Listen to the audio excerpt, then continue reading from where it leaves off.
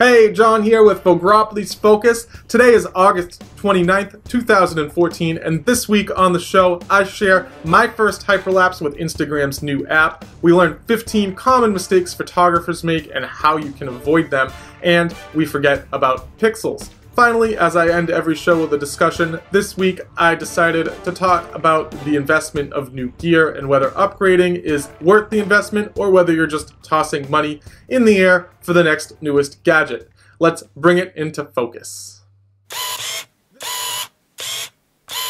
This week, Facebook-owned Instagram released an app called Hyperlapse designed to bring time-lapse photography to everyone's pocket. I'm always up for giving a new app some love, so I downloaded Hyperlapse as soon as I could and spent a few hours playing around with it. Overall, the interface is extremely simple. All you get is one single button, one click to start your Hyperlapse, one click to stop and save, and then all you have for editing is the ability to choose how fast you want your Hyperlapse to move from real-time 1x to all the way up to 12 times faster than real-time. To be honest, I went into this app a little unsure of what to expect, but it ended up blowing me away. It really smooths out the motion quite incredibly for just a simple app. Hyperlapse photography is not necessarily a new thing. It's starting to pick up steam, but it's something that takes a lot of effort and time. So for Instagram to come out with this app and make it really easy for just about anyone to create these kinds of videos, I think it'll be a really cool thing, and I really hope that people do create these videos and you can check it out. There'll be a link below. It's free to download, so why not just give it a try?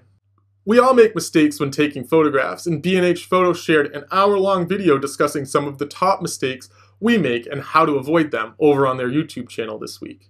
It's a pretty neat watch if you've got the time, so I'd definitely check it out. But make sure to block off an hour or so because it is quite long.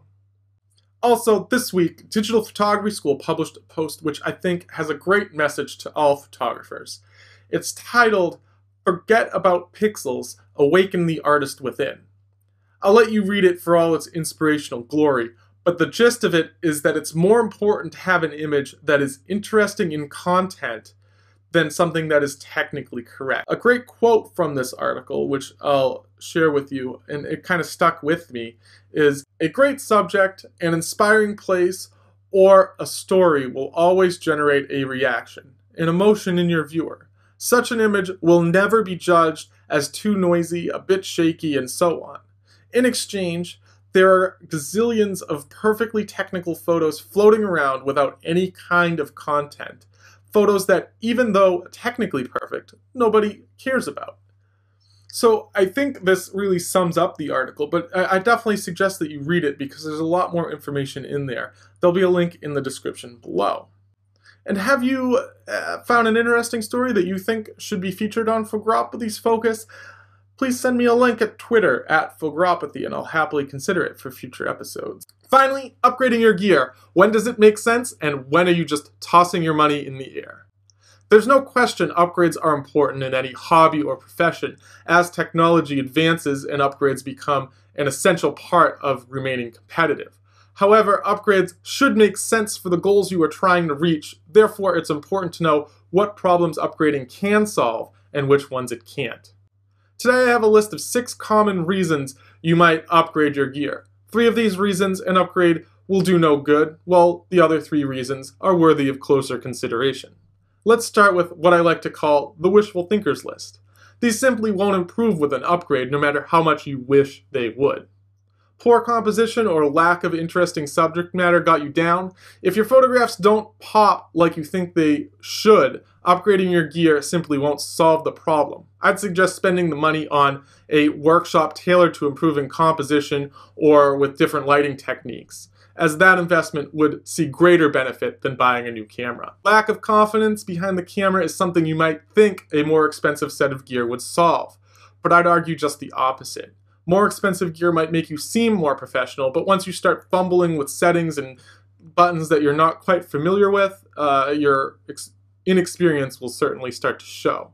Also, Depending on what type of person you are, the added expense of the gear might make you less likely to take a risk. For example, which are you more or less likely to place over a stream of running water, a professional level $3,000 piece of equipment, or the camera you currently own and can replace for a few $100s if you had to? Finally, new gear simply won't accelerate your experience behind the camera. So if you ever thought, I'd be so much better if I had this or that, think again. You'll still be the same photographer, just with a new shiny toy to use. Now, let's talk about what I'm calling the level-headed thinkers list. These reasons are worthy of consideration, but be careful you're not overemphasizing an extremely small part of your photography needs in order to get what you want instead of what you need. If you find yourself constantly running up against the limitations of your camera's low light sensitivity, it might be time to upgrade. Faster lenses and newer cameras both have the ability to improve the usefulness of your camera gear in low light situations. But be sure to do your research though, as sometimes what you need isn't exactly what you want.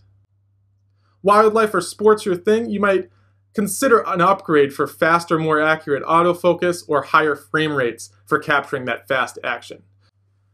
Finally, image quality. This is a tricky one because if you're still learning the basics of photography, you won't see as big of an improvement as if you've fired off a few photos in your day.